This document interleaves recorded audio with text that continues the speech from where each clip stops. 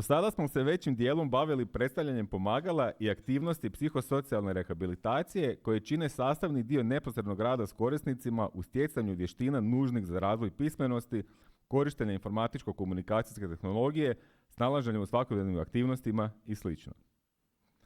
Peti element. Izlaganje naših kolega iz Odjela za izdavačku djelatnost na brajici i uvećanom tisku, koji uistinu jesu peti element i važna karika, nužna za samostalnost naših korisnika u procesu obrazovanja, učenja i pismenosti općenito. O tome će nam govoriti Helena Krilić, Josip Klarić i Dijana Petrović.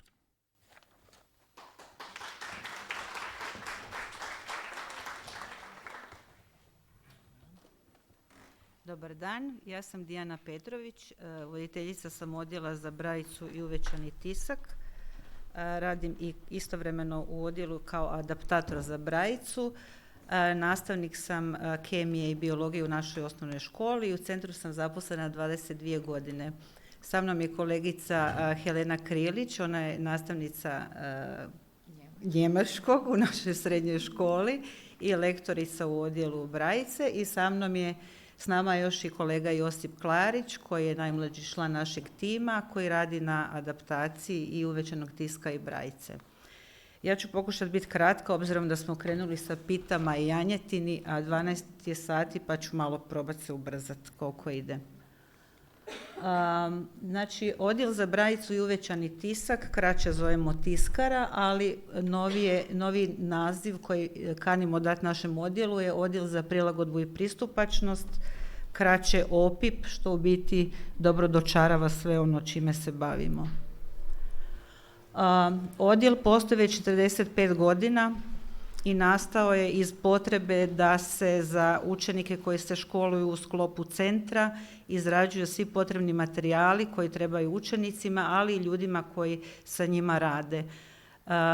Sve ono što radimo možemo reći jednom riječju da su to sadržaji, a tu u biti su puno stvari obuhvaća, to su udžbenici, radne bilježnice, zbirke, lektire i tako dalje.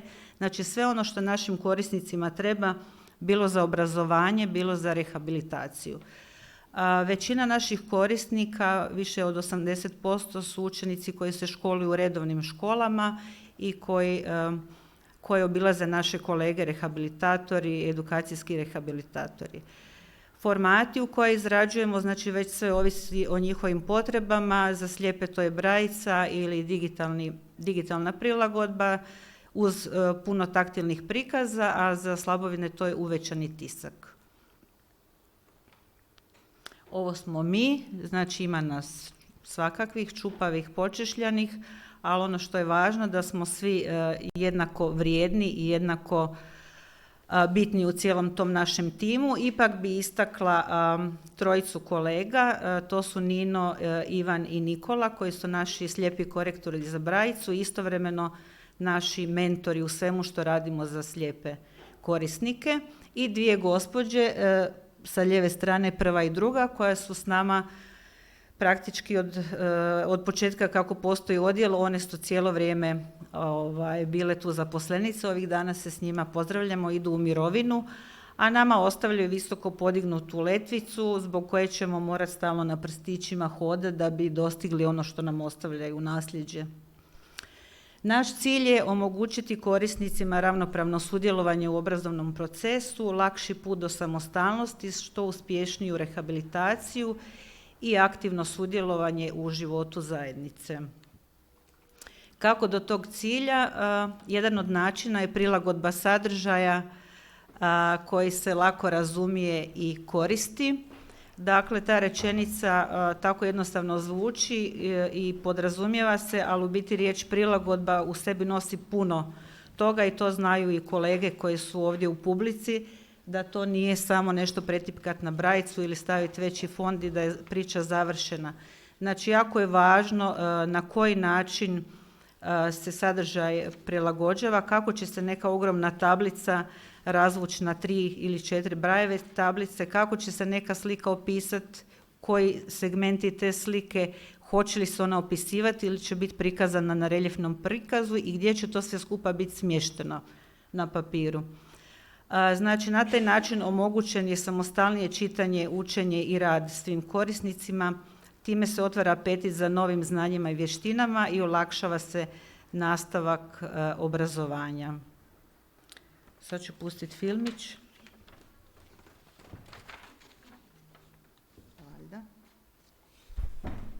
Ulazimo u naš odjel u ovom filmiću gdje adaptiramo sve materijale na brajicu i uvećani tisak, prilagođeno sami tiskamo.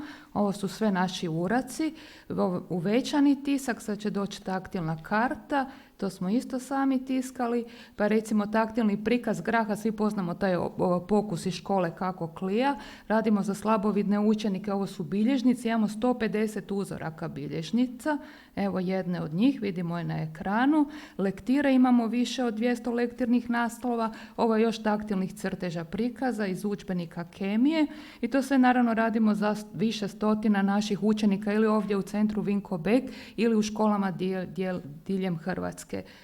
Izgrađujemo, osim imamo različite strojeve, uređaje koji nam pomažu, na koje tiskamo sve to, a osim tih tiskanih uradaka na brajici uvećanih imamo i digitalne udžbenike. To je relativno novo, čita ih, odnosno govorna jedinica, preko njih ih korisnici, učenici čitaju te udžbenike, a mi smo posebno ponosni na taktilne crteže kojim obiluju svi naši brajični udžbenici. To sad vidimo, evo jedna karta taktilna, vidjet ćemo nekoliko takvih crteža, kukac, prometni znakovi, aute.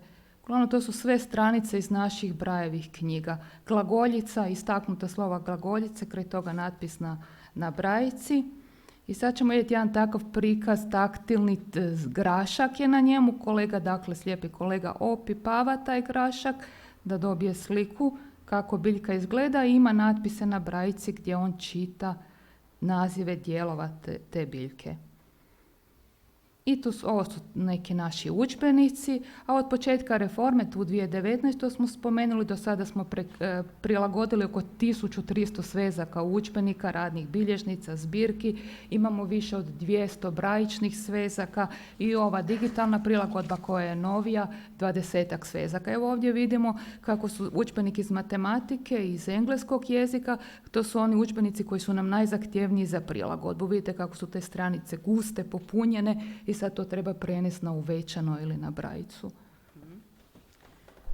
Znači, taj naš put je dug i izazovan iz razloga što imamo sve veći broj korisnika koji su zaista raznovrsni i u svojim potrebama i u svojim mogućnostima, tako da vremenom raste potreba za individualizacijom svakog materijala koji se izrađuje, što je naravno jako puno posla. Udžbenici su istovremeno sve složeniji, sve više grafičkih prikaza i tu je stvarno treba biti virtuoz i to ne može raditi jedna osoba da se nešto što je strip ili što je samo slika da se u biti slijepom na pravi način prikaže. Najizazovniji su biti najzahtjevniji udžbenici stranog jezika gdje ne može dominirati hrvatski tekst gdje se do beskraja opisuje nekakva slika, već mora biti puno više ovog originalnog materijala na stranom jeziku. To je to. Brzamo. Znači, na tom putu nismo sami i naši suradnici su edukacijski rehabilitatori i rehabilitatori odjela integracije, bez kojih smo u biti mi slijepi, jer većinu korisnika ne poznamo osobno, tako da nam je iznimno važna ta dnevna komunikacija sa njima i sve informacije koje oni podijele sa nama. To su istovremeno i nastavnici, naši kolege, predmetni nastavnici koji nam pomažu u adaptaciji, ali i nastavnici iz redovnih škola, te korisnici koji su nam u biti najbitniji tim za procjenu kvalitete naših uradaka. Ne mogu ne spomenuti volontere koji nam stvarno puno pomažu. Sada već imamo i ljude koji su tu svakodnevno po nekoliko sati i stvarno puno učimo od njih i oni od nas, tako da su vrijedan dio našeg tima. Svaki put ima prepreka, pa i naš.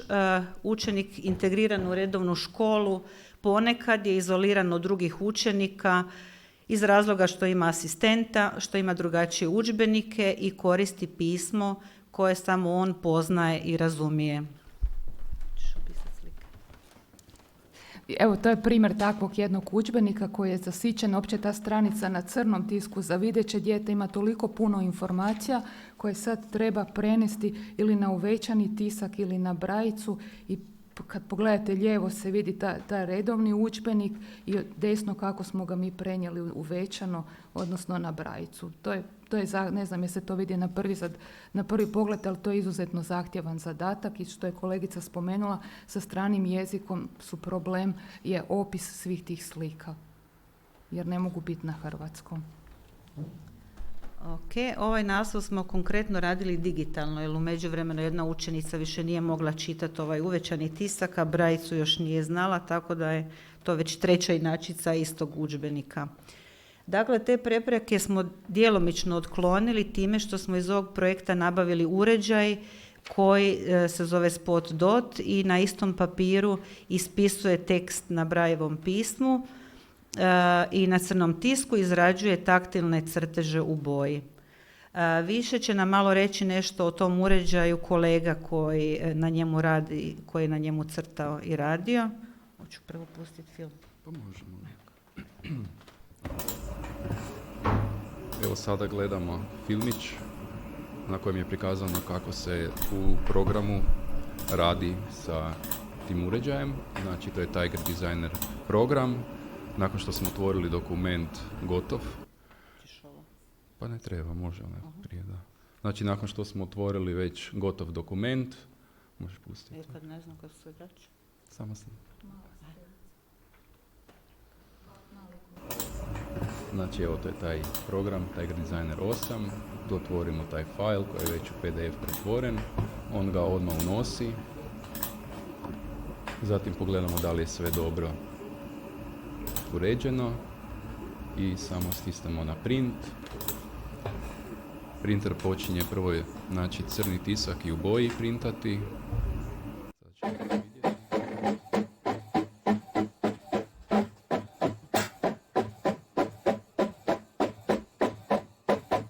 Nakon što se to pismo.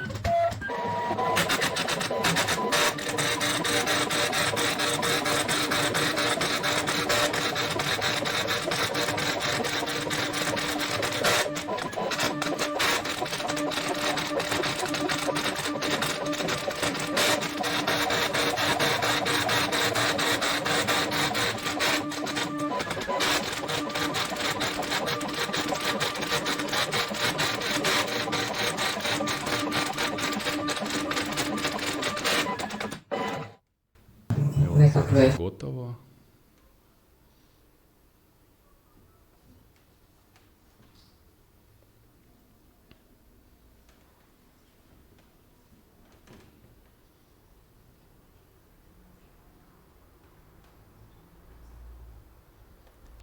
Da.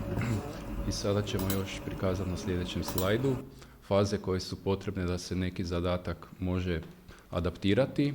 Znači evo imamo taj zadatak.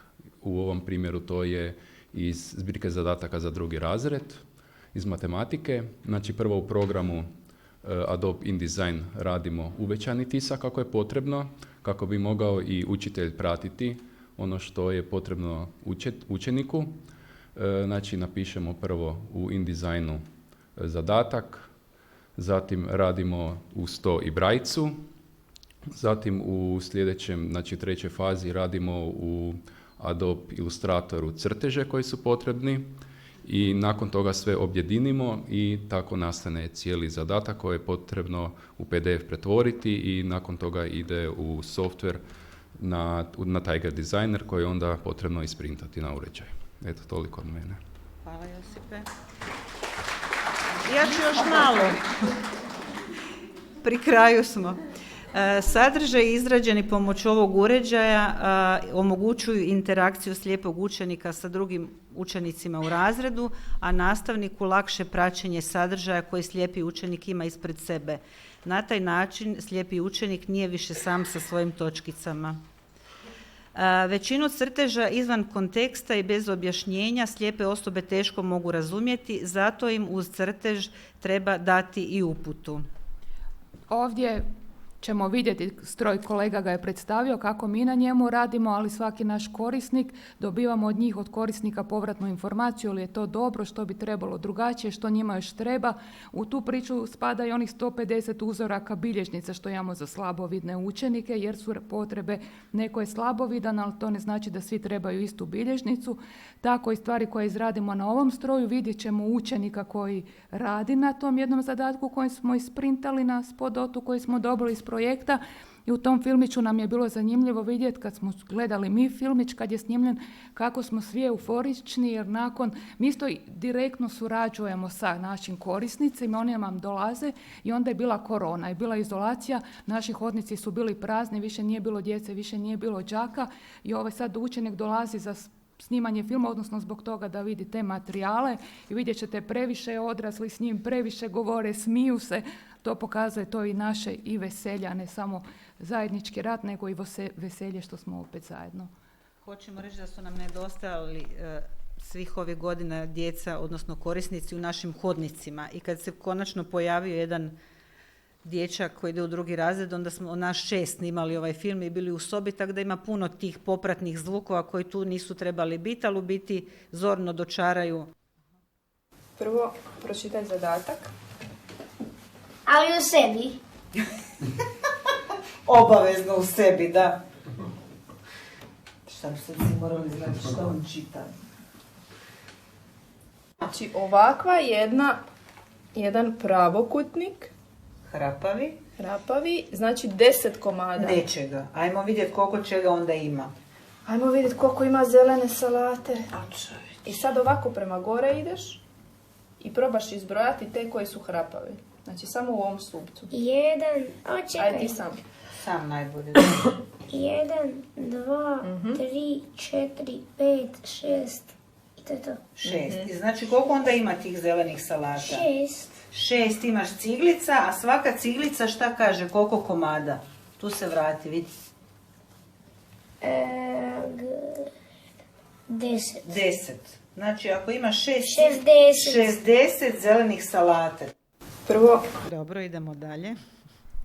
Sadržaj koje smo prilagodili slabovidnom korisniku potrebno je isprintati koristeći vrhunsku tehnologiju kako bi ispis bio odgovarajuće kvalitete, a grafički prikazi potrebne oštrine. To je sad slajd koji prikazuje u biti zaslon od kolegice koja je radila prilagodbu, novi multifunkcijski uređaj koji smo nabavili iz ovog projekta i ovo se malo vrte stranice kako izgleda taj naš uvećani tisak. Još malo o nama, ono na što smo ponosni, što nas nijedno kulturno događanje ni izvan nastavna aktivnost ne zaobilazi, jer i tu damo nekakav svoj doprinos. Dakle, bilo da je riječ o izložbama, koncertima ili nekim drugim događanjima. I na kraju, zašto se prezentacija zove 5. element?